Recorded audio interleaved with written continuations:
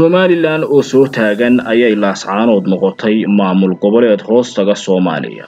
Kanina waa qodobka ugu weyn ee uu horseeday safarkii Xamse Cabdi Barre uu ku yimid degmadan dhowaan. Haddaba yay ahayd cidda danta ugu weyn ugu jirtay socdaalkan ee faa'iidooyinkiisana maalaysa mustaqbalka. Maxaynu se ka ogaan karnaa 5 amuurood oo ku qarsoon aqoonsiga laascaanood iyo aamuska Somaliland.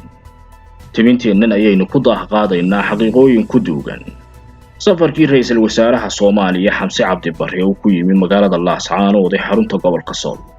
Filla Soomaaliya ayaa isbarbar waday toddobaadkii inna dhaafay qorshe siyaasadeed iyo mid mustaqbal oo aan isqabanayn kuna wada hirdami karaynin magaalada Laascaanood ee xarunta gobolka Sool.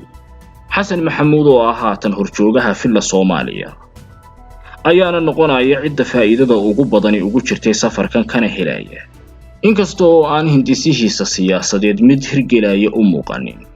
Dheerayaasha siyaasadda Muqdisho falaqayana ay sheegayaan inuu ku soo dhamaanayo hongo iyo hargamaran ayaa waxa uu u meeldeeyay sidii uu sii haysan lahaa kursiga uu haatan ku fadhiyo.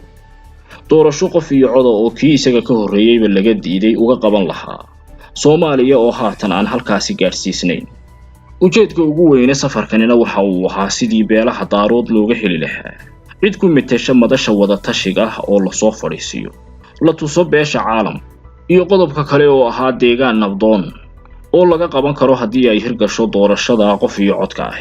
balse waxaa jira 5 arrimood oo meesha ka saaraya inay magaalada Laascaanood ee bariga Somaliland noqon karto maamul goboleed ama si ay aqoonsatay Filla Soomaaliya.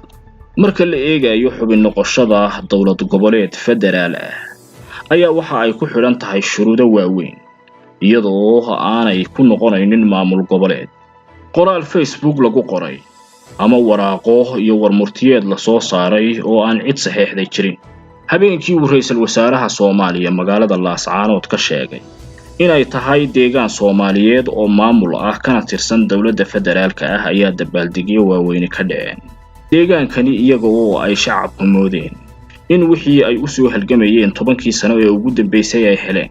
haba ahaado kan ugu sareeya dawladdaasi mas'uulku haddii uu hadal meel ka yiraahdo ma aha mid shaqaynaya siyaasad ahaan iyo sharci ahaan marka la eego.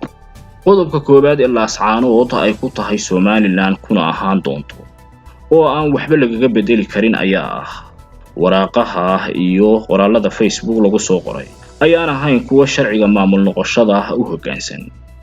warmurtiyeedku ma ahayn mid saxiixan oo cid lagala xisaabtamo leh waxaana ay isugu soo biyo shubanayaan waraaqahaasi beerdulucsi iyo banaysiga dantii uu lahaa Xasan Sheekh Maxamuud.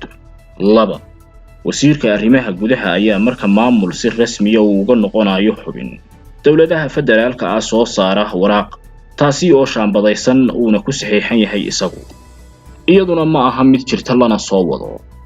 tanina waa mid kale oo cadaynaysa Laascaanood inay Somaliland tahay. Lambar 3 maamul goboleedka xubinta ka noqonaya dawladda federaalka ah ayaa waxa uu leeyahay soohdimo cayiman iyo xuduudo uu leeyahay maamulada kale. shuruudaha Soomaaliya ku xiranina waa in la helo 2 gobol iyo wixii ka badan. deegaankanina waxa ay gacanta ku hayaan Laascaanood oo kaliya iyo Taleex. tanina waa mid kale oo cadaynaysa inaanu jirin aqoonsi ay Filla Soomaaliya siisay magaalada Laascaanood ee xarunta gobolka Sool.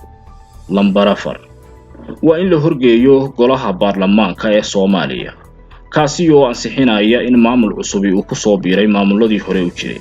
ansixintaasina waxa ay siinaysaa inuu qoonto ku yeesho aqalka sare ee Soomaaliya ee dhowaan la sameeyay. caqabada shanaad ee aqoonsiga degmo kaliya aanu suurtagal u ahayn ayaa ah tuulo waliba waxa ay doonaysaa inay maamul madax bannaan noqoto. tanina ma aha wado uu isku furayo Xasan Maxamuud. cidda kaliya ee ku faa'iideysa safarkaasina waa madaxweynaha Soomaaliya. Laascaanood marka laga hari waayo waxa ay helaysaa kaalmo dhaqaale iyo xoogaa taageero ah. balse aqoonsi maamul lagu noqdo ma helin sida loo dorosayo mana heli karto mustaqbalka haddii aan caqabadahaasi xal loo helin. ma u baahan tahay barashada Qur'aanka Kariimka iyo culumtiisa? Machadka Luqmaan Al-Hakim Islamic Online. machadku maadooyinka uu bixiyo waxaa ka mid ah barashada Qur'aanka iyo ahkaamtiisa, barashada hingaada iyo qoraalka, barashada ducooyinka, barashada xadiista nabiga, barashada luqadda Carabiga, barashada luqadda Soomaaliga. haddaba si aad iska diiwaangeliso kala xiriir WhatsApp numberka shaashada kaaga muuqda.